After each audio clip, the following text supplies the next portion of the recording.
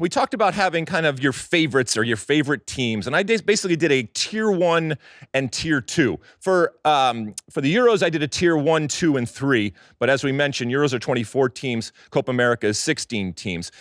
There's so many stories that are going to be at play this summer. We're going to tell all of them, and again, this is just a primer here.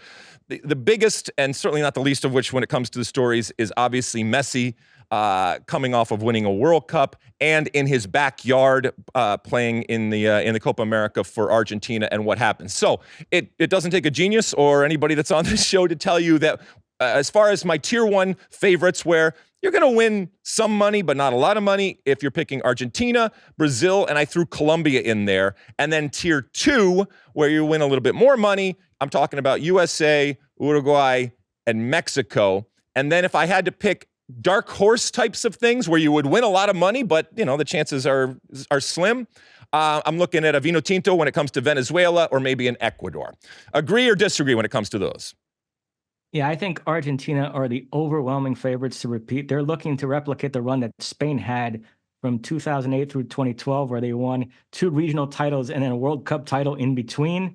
And I think they're more than capable of doing it. Not only are they the best team, but I think they got a favorable draw. The next 4 best teams in the tournament are on the other side of the bracket, which I would say are Brazil, Uruguay, Colombia, and the United States. So I think Argentina have virtually a free run to the final. I would be shocked if they're not at Hard Rock Stadium in Miami on July 14 playing for the title again. All right. So as you can see, we have these 4 different groups. You mentioned Group A: Argentina, Peru, Chile, and Canada. I don't think Argentina is going to have a problem when it comes to Group A. My dark horses when it comes to Venezuela and Ecuador, would you add any or take any away when it comes to those? No, I buy that. I'm high on Ecuador. They have the former Qatar coach, Felix Sanchez, at the helm, and they have some remarkable young talent. I love this kid, Kendry Páez, who's going to be heading to Chelsea when he turns 18. He's 16 now, phenomenal. I still love Moises Caicedo, although he's had an up-and-down season at Chelsea. Hincapié at the back, terrific season with Leverkusen, helping them win the Bundesliga title. And then you still have Enner Valencia up front, knocking in the goals. We know what he's done in World Cups over the years. So I like that team a lot. I could definitely see them making a run. All right. Again, my favorite teams, and this one has a tier 1, 2, and 3 if you want to win some money or if you want to win a lot of money.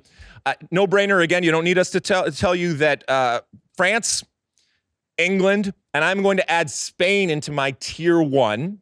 My tier 2 would be the hosts, Germany, Portugal, and Belgium. And my tier 3, and it's relative, what have you done for me lately? Even though they're the defending champions, Italy, Netherlands, and an aging Croatia. So those are my 3 tiers. And then if I had a dark horse, it would probably be Hungary and what are we saying? Turkey? What is it again, Mosse? Turkey. All right, we'll get it before we go on air. So Turkey as some dark horse types of things. Thoughts, Mosse? I would put France and England in a tier of their own and drop Spain into that second tier with Germany and Portugal. I do like Spain. I love the way they play. They've got the best holding midfielder in the world in Rodri and a 16-year-old in Lamine Yamal who's added so much juice to that attack. So I'm excited to watch them. They could win it for sure, but I wouldn't put them quite on the same level as France and England. I think the talent that those 2 countries have right now is bonkers. They played that great quarterfinal match at the last World Cup. I thought in terms of quality, that might have been the best match in the entire tournament, and they both kicked on from there. And you just rattle off the names. I mean, on that England team, Kane, Bellingham, Foden, Saka, and, obviously France too with Mbappe, Griezmann, Dembele. So, I would make those the top 2.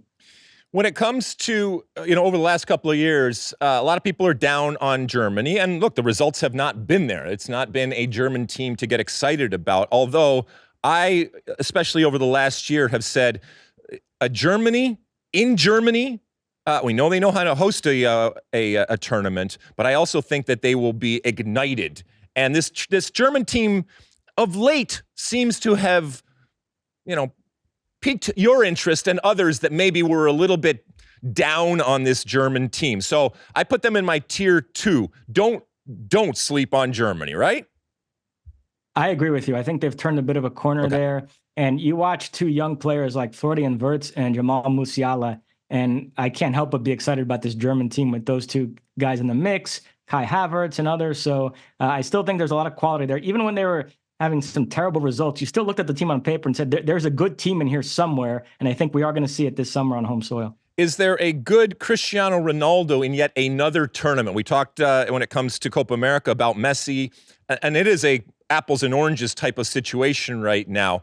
Can Cristiano lead this Portugal team to success this summer? It's so fascinating because we know he was benched by Fernando Santos at the last World Cup. He lost his place to Gonzalo Ramos. Roberto Martinez comes in, reinstates him as the starter. He scored a ton of goals in qualifying, but it was against minnows, and he's scoring goals at club level in Saudi Arabia. There still is this question at the highest level, can Cristiano Ronaldo still make the difference? I don't think so.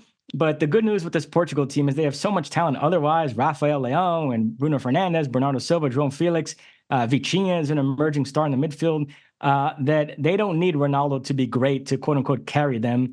They just need him to be pretty good, and we'll see if he can do that. You like that clip?